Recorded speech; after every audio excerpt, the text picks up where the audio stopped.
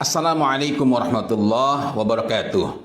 Alhamdulillahirabbil alamin. Allahumma salli ala Muhammad wa ala alihi wa sahbihi ajma'in. Salah satu tantangan saat kita menghadapi anak, semisal ketika anak marah tak terkendali, mengamuk, merengek, menangis keras secara demonstratif. Kadang-kadang ada ya anak nangis justru ketika ada orang tuh nangisnya tambah menjadi-jadi. Tantangannya ketika menghadapi seperti itu ialah bagaimana menjaga ucapan maupun tindakan kita agar tetap tenang. Jangan sebaliknya, tidak kuat menghadapi kemarahan anak, kita justru yang marah, meledak-ledak melebihi anak. Tidak mampu menghadapi anak yang mengamuk, malah anak lain yang terkena getahnya karena kita amuk mereka, kita juga ikut mengamuk.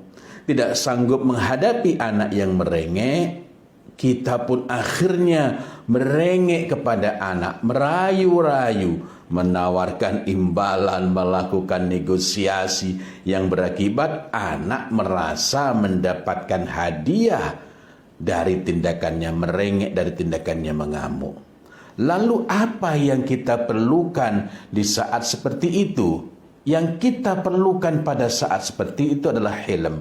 Al-hilmu, lembut yang disertai dengan ketenangan. Terus bagaimana bentuknya? Berusaha tetap tenang, tidak reaktif, kita responsif, kita tanggap, kita bertindak tetapi tidak reaktif apalagi impulsif. Kendalikan nada suara agar tetap berbicara dengan intonasi yang normal.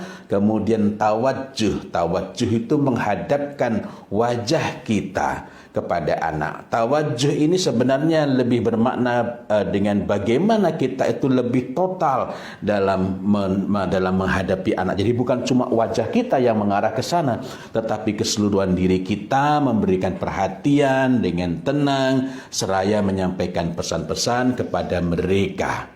Seraya menyampaikan pesan-pesan itu artinya bukan saat mereka mengamuk lalu kita berbicara lebih kencang daripada mereka, bukan. Tetapi kita tawajuh dulu. Kalau anak itu sudah reda, kita baru dapat memberikan pesan-pesan. Tetapi ketika anak masih mengamuk, kita hanya memberikan pesan yang ringkas, satu kata saja, tenang dulu, tenang, yuk tenang. Atau kita memberikan kata-kata yang sederhana saja. Kamu masih perlu waktu untuk nangis, Bapak tunggu misalnya. Jika anak itu mengamuk, kita sampaikan apa yang perlu dia lakukan, apa keburukan dari mengamuk, serta konsekuensi dari perbuatan semacam itu. Tentu saja kita perhatikan usia anak. Sampaikan dengan intonasi yang tenang dan pilihan kata yang baik. Dan kita tidak bisa memilih kata-kata yang baik kalau kita sendiri mengamuk. Karena sebenarnya urusan terpenting dari pemilihan kata itu ialah apa yang ada pada jiwa kita. Kita menggunakan pilihan kata yang baik sehingga anak menangkap alasan yang jernih dari kita. Cara ini belum manjur, dekatkan lagi anak itu kepada kita. Jika dia tidak mau mendekat, kitalah yang mendekat. Artinya kalau dia tidak mau mendekat, dia tidak merasa nyaman dengan kita. Khusus yang disebut terakhir ini, kendala terbesarnya adalah ego. Yakni kita ini merasa harga diri kita terkoyak kalau kita yang kemudian mendekat kepada anak. Maka perlu kebesaran jiwa untuk melakukannya. Al-hilmu memang memerlukan dua hal penting, yakni keluasan pikiran dan ketenangan jiwa. Saya ulang lagi bahwa al-hilmu itu memang memerlukan dua hal penting, keluasan pikiran dan kebesaran jiwa. Kalau tanpa keluasan pikiran, pikiran kita sempit, dan pikiran sempit itu mudah terjadi bahkan pada seseorang yang wawasannya luas manakala dia sudah tersulut oleh emosi. Jika kita hanya berpikir untuk kepentingan sesaat, berat sekali rasanya untuk melonggarkan hati. Lebih berat lagi mengucapkan terima kasih ketika anak telah melakukan perbaikan sesudah dia melakukan kesalahan. Jadi ini anak melakukan kesalahan. Contoh, ketika kita ajak ke supermarket atau ke toko, sebelumnya sudah bincang-bincang bahwa hanya belanja, hanya membeli yang ada dalam catatan. Anak sepakat, anak setuju, tidak membeli yang lain di luar itu, dan anak pun tahu apa yang dibeli. Kita sudah melakukan itu, menyampaikan, jadi nanti nggak beli yang lain ya. Ternyata begitu tiba di sana, anak mulai menunjuk yang coklat, yang es krim, dan lain-lainnya. Kita bisa saja membelikan saat itu, tetapi jika sebelumnya sudah ada kesepakatan bahwa kita tidak membeli yang lain selain yang ada dalam catatan, kemudian anak memintanya dengan cara merengek atau cara-cara lain yang buruk, maka menegakkan aturan bersikap tegas dengan tetap lembut itu sangat penting. Dalam hal ini kalau kita mau bersikap kaku, di sini yang melanggar aturan siapa? Anak. Tetapi tugas kita itu mendidik mereka. Permintaannya ditolak, kita jelaskan dengan baik, kita ingatkan dengan kesepakatan sebelum berangkat. Dan ketika ada orang, justru anak demonstratif menunjukkan apakah dengan mengamuk, apakah dengan menangis. Pada saat itu kita tetap tidak boleh reaktif. Begitu dia tenang, dalam arti bukan cuma tenang sesaat, memang betul-betul tenang, dia sudah reda, menghentikan tangisnya, maka kita perlu mengucapkan terima kasih nak ya, kamu sudah mau tenang. Terima kasih nak ya, kamu sudah tenang. Bapak tahu kamu pengen es krim, insya Allah lain waktu kita belikan. Nah, jadi tetap ada, tetapi kalau dada kita sempit, kita akan susah mengucapkan itu. Bahkan boleh jadi anak itu sudah reda, sudah tidak menampakkan, dan memang sudah tidak menangis, tidak mengamuk lagi. Kita masih mengamuk bahkan ketika sudah tiba di rumah. Inilah yang kita perlu perbaiki, inilah yang perlu kita benahi pada diri kita sekiranya itu masih ada. Ada kalanya kita dapat menyampaikan dengan suara yang terdengar keras, lantang. Tetapi jika ada rifq, arifku itu lembut yang disertai dengan keramahan, anak itu akan merasakan cinta dalam ucapan kita. Meskipun keras langgam kita, tetapi anak merasakannya sebagai ketegasan dan konsistensi. Nah, dalam keadaan seperti itulah al-hilmu itu sangat kita perlukan, agar tidaklah kita mengucapkan kalimat, mengucapkan perkataan-perkataan kecuali kalimat-kalimat yang baik dan membangun jiwanya. Dan ini sekaligus menunjukkan bahwa ar-rifqu itu, lembut yang disertai keramahan, bukanlah milik mereka yang suaranya tak bisa lantang, bukanlah milik mereka yang suaranya mendayu-dayu, yang suaranya pelan, bukan. Orang-orang yang lantang suaranya pun dapat meraih, dapat memiliki sifat, dapat berlaku rifq, yakni lembut yang disertai dengan keramahan. Sebaliknya pelannya suara bisa kering, bisa sepi tanpa ada rifq, tanpa ada arifku, kelembutan yang disertai keramahan di dalamnya. Kita dapat mengatakan kepada anak misalnya, nak, apa yang membuatmu merasa lemah, nak? Suara kita lantang. Ya, ini bukan berkaitan dengan yang tadi ngamuk di toko ya. Padahal Tuhanmu adalah Allah yang maha perkasa, nak. Tegakkanlah kepalamu, pandanglah ke depan. Di sini ada orang tuamu yang siap hadir untukmu, nak. Nah, maka walaupun suara kita lantang, anak merasakan bahwa kita bukan sedang mengamuk.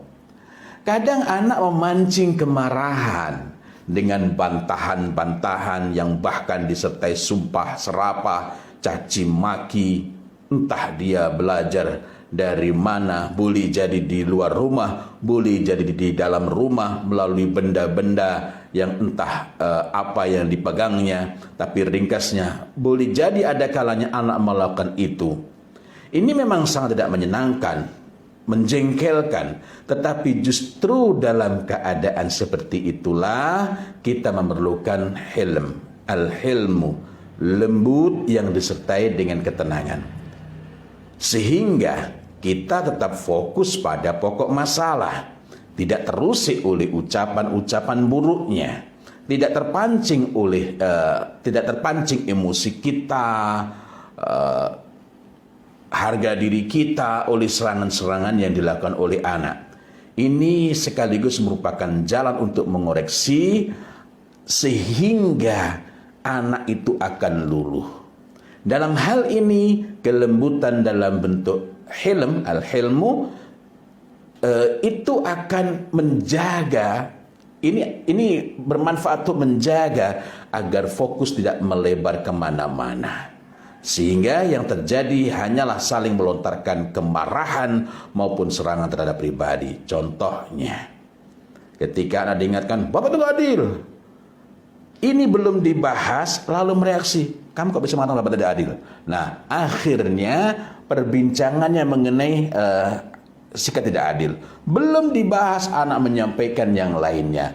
Akhirnya apa yang menjadi persoalan tidak dibahas, tidak diurai dan tidak diselesaikan. Kenapa? Karena hilang hilm pada diri kita.